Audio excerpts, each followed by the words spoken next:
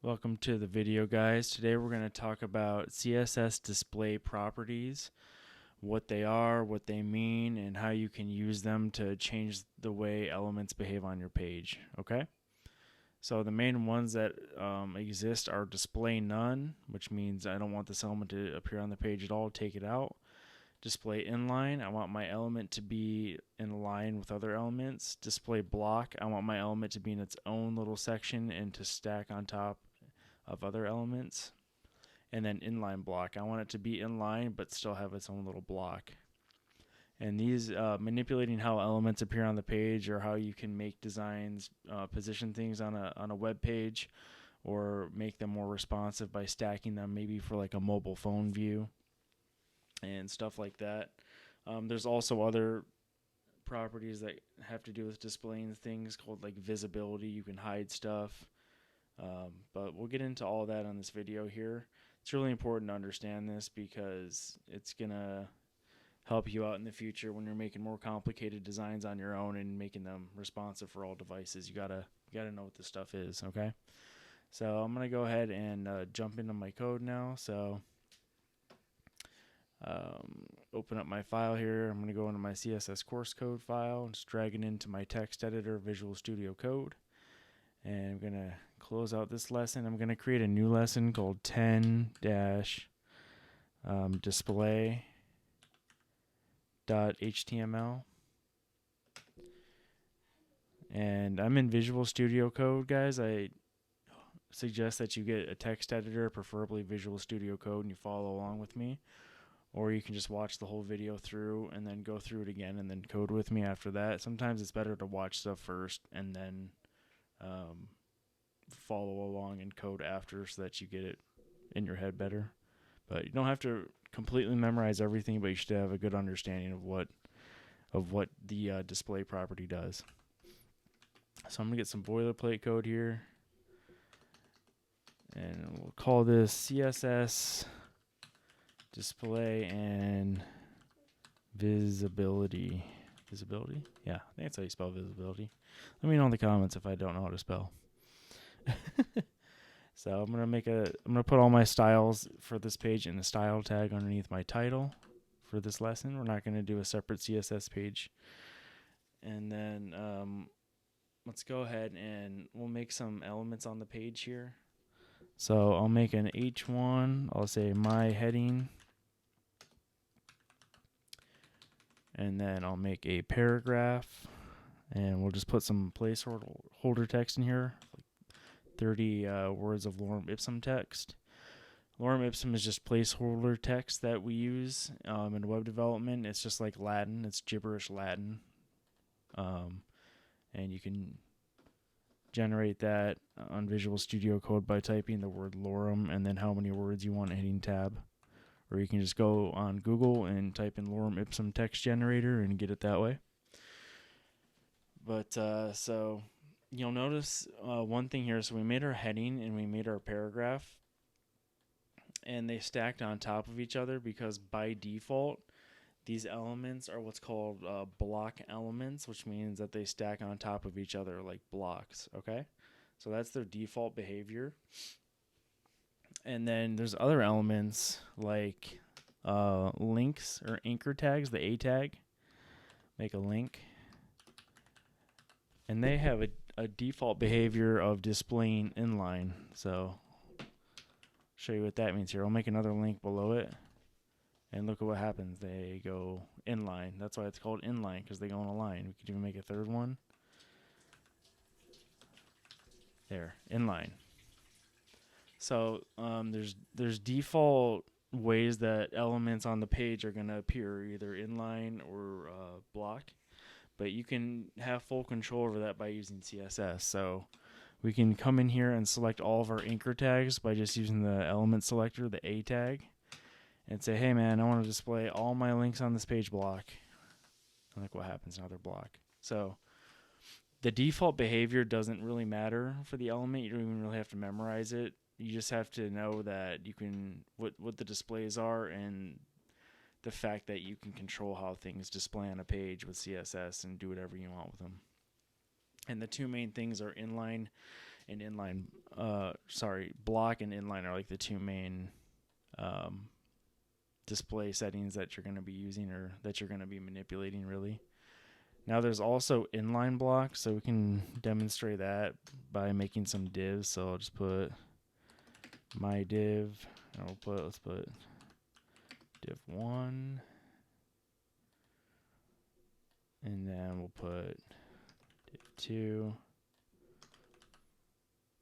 and then we'll do div 3. Okay.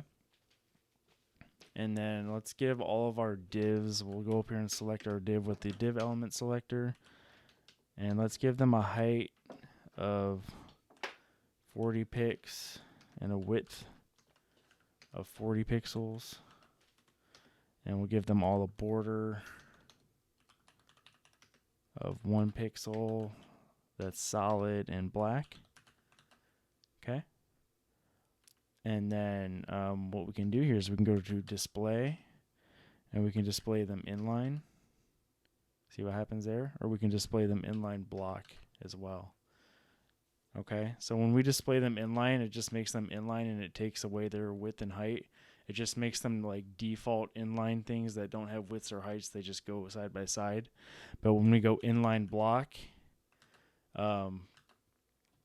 it displays them inline, but then they still retain their status as a kind of like a block element, meaning that they'll get their height and their width. They'll keep it. Okay, so you don't really use. I used to use inline block a lot more when you displayed stuff using what's called CSS floats back in like the early 2010s and before that. Before we had modern technologies like CSS Flexbox, you would display stuff using inline block a lot for like navigation bars, but that's not really practiced today. I can't tell you the last time I used inline block in a page. It's been like since I first learned CSS like 5-6 years ago probably. You don't really use this anymore, but it's a thing. Just know that it's a thing. And if you're working on older websites, you might see it. But yeah, it's usually just inline and block that you're going to be seeing and that you're going to be using. So the other display property that you'll see common and that you'll use commonly when you're doing like responsive web design is called display none. So I'm just going to make a class. I'm going to make a div 4 and I'm going to call this, I'll make the class of div 4 so we can just select this one by itself. So we see that it's inline block right now because that's how we left our other divs. So let's select this with the class selector of a dot and we'll say div 4 and I'm going to change this display to none. And what happens there is it just disappears, man. It's not on the page. We just told our code, hey, basically delete this. And you'll use display none a lot when you're making a design. And sometimes I'll open up this professional design file on Figma that I have just to demonstrate like, okay, so this is like a design. This is something that you would get from like a designer if you were working with a designer or you're working at like a web agency. They'd give you the colors and everything, how it's supposed to look on desktop, how it's supposed to look on tablets. So tablet right here. And then how it's supposed to look on mobile. And you would use display none in a practical situation here. You would know that after, so you see these little circles, these background image circles that are in the header or the showcase area, whatever you want to call it. And then they're in the they're still in the tablet view, but they're barely there. And then in the mobile view, they're not there at all.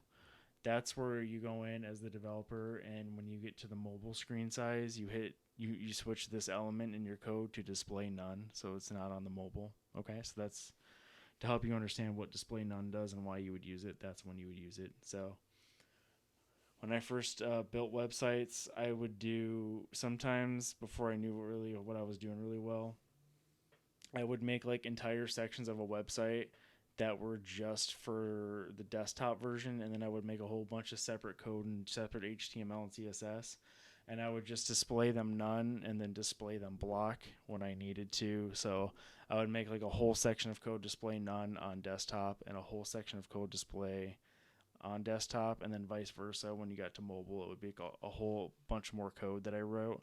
That's not best practice. That's just like one thing you can do. It's not really good to do that, but I just wanted to show you like that practical time of like why display none is a thing, because you'll use it a lot for mobile design. The other thing that we can go over as far as like displaying go is there's another property called visibility. So visibility visible is the default for that, but then you can also do it something called visibility none. So actually it would probably be best to use it on like this one, this link here. Call it link 2. I'm just going to put a class on this link to show you visibility. So the difference between display and visibility is that if you use visibility, and let's see what I named that link for. Sorry guys, 1 second. Link 2. So we'll select a link 2 and we'll use visibility, and we'll say hidden, and we got rid of it. So the thing with visibility is if you do hidden like that, is it's still gonna the page is still gonna act like it's there even though you can't see it. Okay, so on the other hand, if you did display none, now it doesn't even act like it's there. You basically delete it from the page. So that's the difference between visibility and display. You're not really going to use visibility too much until you get into like maybe JavaScript, and then when you use JavaScript, I've used visibility a couple times for a couple of things. Sometimes you want to do what's called form validation when you have a form and people like they enter in a password and it's not correct, and you'll get that like red error message under it saying like invalid password. And you can use JavaScript to like have that error message in like a paragraph tag underneath an input, like a form input. And then you can like display it. You can use JavaScript to display that invalid password. Say there's like an input here. You can use JavaScript to display it invisible or not visible, or what is it, hidden. And then you can use JavaScript to like toggle it to when somebody hits that submit button that it goes to visible through JavaScript, because you can do styling in JavaScript too, and then that text can appear like that warning or error message. So that's really the only time I mess with visibility, and I don't even really do it that way anymore. That's how I used to do it way back in the day. But just know that visibility is a thing. You're never really going to use it, but just kind of know it's there in case you need to, if you want to like keep a place where something is even though you can't see it. I don't know why else you would do that if it wasn't for like form validation and stuff like that. But yeah guys, so that's the basics of like display block and inline block, display none, when you're going to use them. And yeah, just know it's a thing. You don't got to memorize everything. Just kind of get some kind of understanding that that's a thing in CSS. Okay, thank you so much for watching, and I'll see you in the next video.